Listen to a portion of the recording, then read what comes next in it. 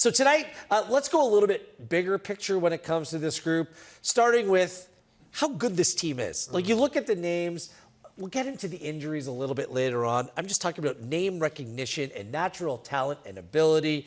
This has to be the best squad that Canada has ever assembled. The question is why? Like, how did this all play out that this group has come together and, in a lot of people's mind, have the ability to have some success at this tournament, Jordan? Well, I think they're players that are playing all across the world and competing at a high level. I think you look at that also helps. But I just think this is such a talented group, and this feels like Canada's moment. Like, you think about, you're a player that I watched as a kid, right? But you kind of were, there's so many talented players, but it felt like anomalies. Right now, there's a group now that are all over Europe, all over the world, that are playing, competing. So it's not like you're a Canadian and you're going into a club now and people are like, what are you doing here? They're still kind of turning their eye a little bit, but there's reference points. There's players that have done well from your time, a little bit after, and now it's just an influx of talented players. So I think that has a lot to do with it. You know, the people like yourself, Jimmy, that have kind of paved the way for younger players and the players that are there now.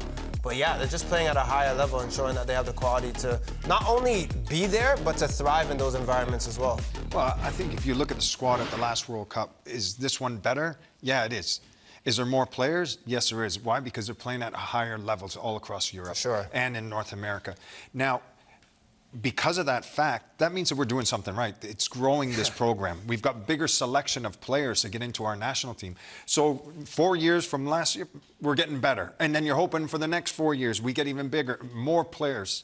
And that's part of the CPL, MLS, all the Europeans, and the development across this country, that we're creating more players for our player pool, for our managers to select for this national team. Yeah, I mean, you used to need a passport or a connection in order to pursue professional endeavor in the sport. Not that long ago, like when I was playing, and I'm not that old, I think the growth coincided with the MLS teams coming on and the professionalization of football across this country. We're very hard on ourselves because things can always be better, but there's a lot of smart, dedicated people who have put in a lot of work to grow the game from the bottom up in this country. And I think we're starting to see some of the fruits of that labor.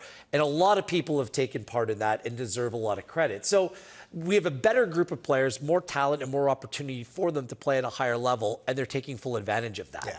Now, how do we get to this point? Because if we're going to, we understand kind of why, but how did it happen? And if I was to suggest all of this, and sometimes we've kind of fast forwarded over kind of COVID and Canada qualifying for the World Cup, but I feel like this new spirit and where we're at right now, the previous manager, like him, love him, just whatever, John Herdman deserves a lot of credit because the way that they qualified for that World Cup, I think some people gloss over it now, but it was an incredible achievement that set the program ahead of schedule for me. And that's why I think we're in a better position today than we previously have been. John Herdman, polarizing figure, absolutely, but he bridged the gap. Yeah, and let's just talk about facts because people love those. Canada, when he took the job in 2018, they were ranked 94th. 2022, at the peak of 2022, 33rd. Like, that is a huge margin, and I get it. You can have your feelings about John Herdman, and you look at the women's side and how he's revered, but every national team player that I talked to that was under John Herdman said that he was running a ship that they had belief.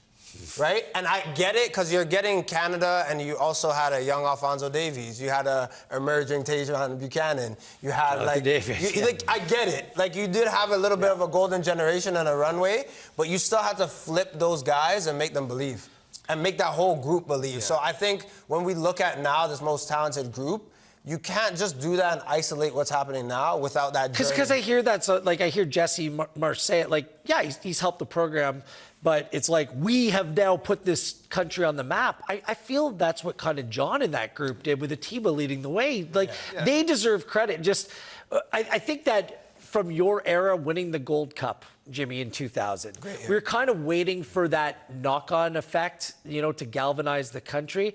And it took, I think, Herdman galvanizing that team to make the country believe that this program that experienced what it did in Honduras and disappointments along the way from that Gold Cup win, there was like kind of a lost generation, and he made them believe that they belonged. And I think that more so than anything else, was transformational. Now the players have gotten a lot better. Combine that with a belief, and then now you're onto something. Look, I think I'm going to go in a different direction with this because Okay, cool. when I look at it and you're saying, John Herdman or Jesse Marsch, they play a role as a manager. Yes. As a manager. And they're taking players that are already at a high level right now. But what we're forgetting about is the grassroots, the standards that are in the grassroots right now, the development process, League One going across the country now, the CPL coming into play, Major League Soccer having academies. There's more opportunities now for players. There's more exposure for the game across TV, all platforms now. Kids can tune in and watch games left, right, and center, whatever they want. So that across this country, through the volunteers, the coaches, the parents, people that put time and effort to help these kids get on a path, develop them, and then they start finding their own pathway. Sure, when it gets into the national team, yeah, they have a role to play as the managers and everybody else is involved, but it's underneath across the country where there's standards in place and where we're helping develop everybody across this country and creating a bigger player pool. You look at our young national teams, they're getting better, they're getting stronger, the academies are getting stronger. So for me, it's everybody that's playing a role in this country is helping making it better. I'm with, yes, to all of that, absolutely. It just seemed like our national team players, and there were some really good ones over the last 15 years or so, but they were lacking direction or that togetherness or whatever it was. They were lacking regular game time playing together. Like there had to be someone that brought it together and took this team forward. I think that sometimes we forget that World Cup qualifying run and what John was able to do. I just wanted to for sure point him out. As for players that have made this year's team, Jimmy, is there one player whose story really resonates for you? Yes. It really hits home? Yes. I'm going to call him, okay, the East Coast Ryan Giggs. Yeah, Wow. perfect. It's better than the Messi, Right? Maritime Messi. East Coast Ryan Yeah, Giggs. I love it. Schaffelberg. Yeah, love it. No, I love everything about this guy. His hair, his look, the way that he plays. He's had some hard times, hasn't he? Against Guatemala in the Gold Cup, gets sent off. He's had surgery on his groin. He's had hamstring issues. It's been up and down, a little bit of a roller coaster for him for the last number of months. Now playing at LAFC, I'd love to see that he's in this national team because of what he brings as well. Not just his personality and his character, but on the field, just how direct he is. It's completely different from everybody else. Everybody likes to play possession. He'll tell you flat out, I don't care about possession. Just give me the ball, make me run, and I'm going to make something happen. And every time that he does play, he gets the fans off their seat. He brings something electric to the pitch. The players love him. The fans love him. And I'd love to see where he is right now, healthy in this squad. And I hope he gets on the pitch. He brings something different. He's a great dude. Honestly, getting to know him coming through Toronto FC and some of the stuff that he dealt with, always a smile on his face, always positive. He's just some kid from a small town in the East Coast, went to a prep school in the U.S., kind of small communities. Yeah. Now he's big time. And it feels like he's part of it. I laugh when I see him chatting with Will Ferrell at the LAFC. It's like Schaffelberg has arrived. So, great story right there. He's likable. What about you, Jordan? I just have to comment quickly on Jimmy Brennett, the left-footed player, talking about someone that's left foot and wants to provide service. Go figure. The East Coast Jimmy Brennett. I think I'm going to pick it right back. He's not picking no right-footed. I think left-footed players look better when they play. It just looks better. But it's left-footed player that provides service. I'm like, this guy's rolling back the years. For me, all jokes aside, Promise David and his story. There's a couple and few players I could talk about on this men's national team, but you think about the way that this guy has played last year and winning a title in Belgium, and you're looking at him now being in the 26. This guy was at the TFC Academy. Toronto FC would love to have a presence like this at this moment. Someone that was homegrown, that was right here, coming from Brampton and playing at Toronto FC. But he was looking at his options of where to go, and he chose Estonia. And I can tell you this for free. As a Canadian of his stature, of his caliber, going to Estonia, people that were here were like, what the heck is this guy doing? Yeah. People there were like, where the heck did you come from? But he had to put his head down and grind, make a move, and now he's potentially probably going to make another move, but he gets to go and represent his country. And I just love when Canadians say, look, this is my passion, this is what I was born to do. There are other options that I can do, but I'm born to be a footballer. And he's done that. And I look at him right now, he's going to have a great World Cup.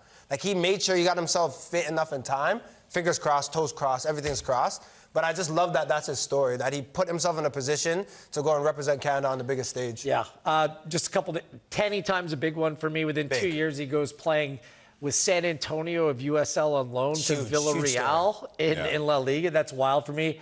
But shout out to Joel Waterman, because, I mean, we broadcast, we watch the CPL each and every week from its inception, and Joel Waterman's a day one CPL guy. Yeah. And he was playing at Trinity Western, playing Canadian university soccer, like I did. Yeah, it's wild. And the fact that he went from CPL, has had a really good MLS career, and then now has made himself a fixture in the national team, back-to-back World Cups. Yeah. Like, he is the model. He is one of the big reasons why this league exists and why future expansion is so important, because there are many.